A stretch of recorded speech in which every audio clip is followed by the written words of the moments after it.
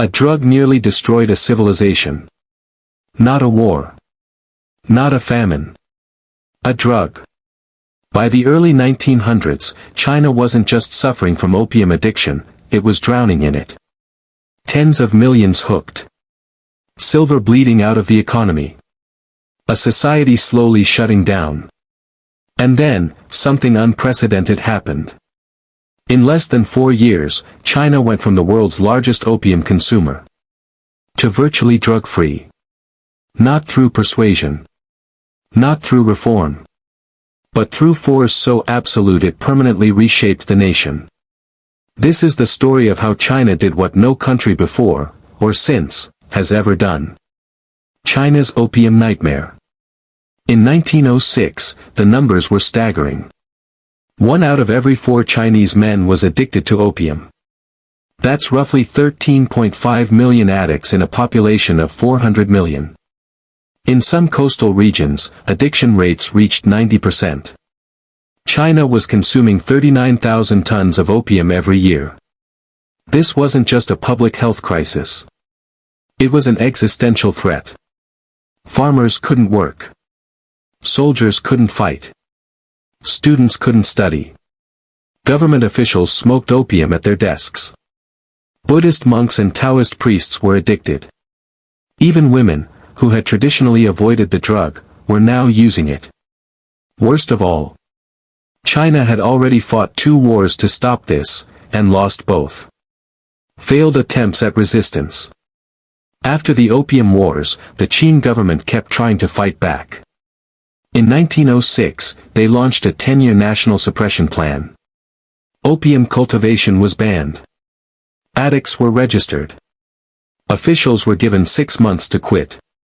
Civilians got more time. Public opium pipe burnings filled town squares. Anti-opium societies formed across the country. Missionaries joined the movement. And for a moment, it worked. By 1909, consumption dropped by 1/3 in some regions. Beijing nearly eliminated opium entirely. Shandong and Sichuan reduced poppy farming. Then everything collapsed.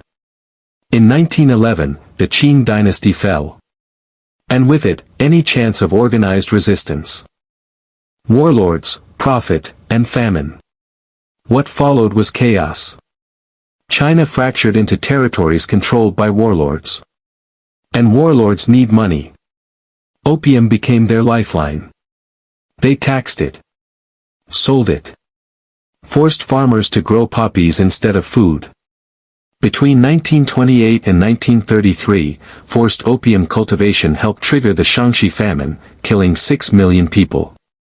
By the early 1930s, China was producing over 12,000 tons of opium annually. Supplying 7/8 of the world's drugs. In cities like Shanghai, opium was available almost everywhere. The state was weak. Divided. Corrupt. Then came Chiang Kai-shek. The nationalists' empty promise. In 1935, the nationalist government announced a 6-year opium suppression plan. Total eradication within 6 years. Thousands of drug offenders were executed. Smokers were registered. Treatment clinics opened. Propaganda flooded the streets. But behind the scenes, the government was profiting from opium. They used it to fund their rule and attack rivals, especially the communists. They even placed Du Yuesheng, a notorious Shanghai mob boss, in charge of opium suppression. An American diplomat summed it up perfectly. The real goal was to increase revenue by controlling the opium trade, not eliminating it. Consumption dropped slightly. But addiction never ended. By the end of World War II, China still had over 20 million opium addicts. Nothing had really changed. 1949, everything changes. In 1949, the Chinese Communist Party took power. And they inherited a country hollowed out by addiction. To Mao Zedong and the new leadership, opium wasn't just a drug problem. It was political. Symbolic. Opium represented foreign domination. Corrupt elites. National humiliation. Weakness. On February 24, 1950, Premier Zhou Enlai signed the General Order for Opium Suppression. This time, there would be no half measures. Total war on opium. The communist strategy had three parts. Destroy production. Eliminate trafficking. Rebuild addicts. All at once. Everywhere. Destroying production. Opium eradication was tied directly to land reform. Large landlord estates were broken up and redistributed to peasants. And opium? It only worked at large scale. Once land was divided into small plots, mass poppy farming collapsed. In regions like Guangxi, poppy fields were ripped out entirely. In poorer minority regions like Liangshan, where opium funded survival, the government forced a transition. No poppies. Only food crops. Rice. Wheat. Corn. No exceptions. Eradicating trafficking. This is where it turned brutal. The state compiled lists of suspected dealers. Arrests came in waves. Public trials followed. Large-scale traffickers were executed. Over 800 drug dealers put to death. Tens of thousands sentenced to long prison terms. Neighborhood surveillance systems ensured total visibility. If you used drugs, your neighbors reported you. If you sold drugs, you disappeared. There was nowhere to hide. Rebuilding addicts. Here's where China broke from every previous model. Users weren't treated as criminals, but as products of a broken society. Addicts were required to register.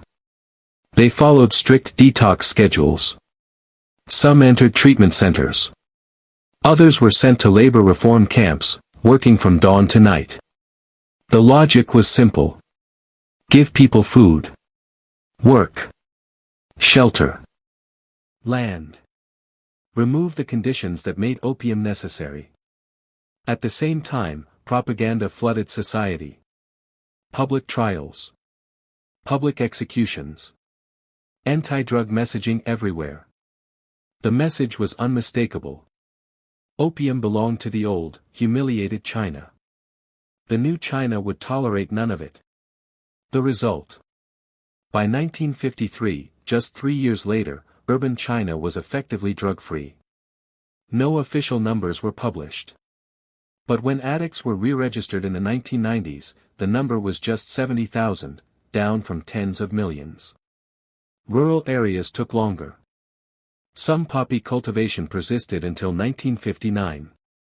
But eventually, even there, the state prevailed. The addiction that nearly destroyed China was gone. The legacy.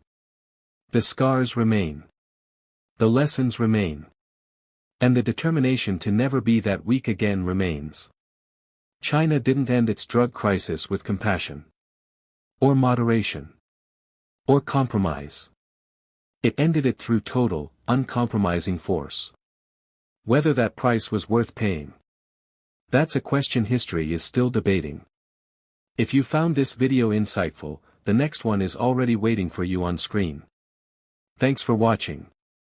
Like, share, and subscribe for more deep dives into the stories that shaped our world.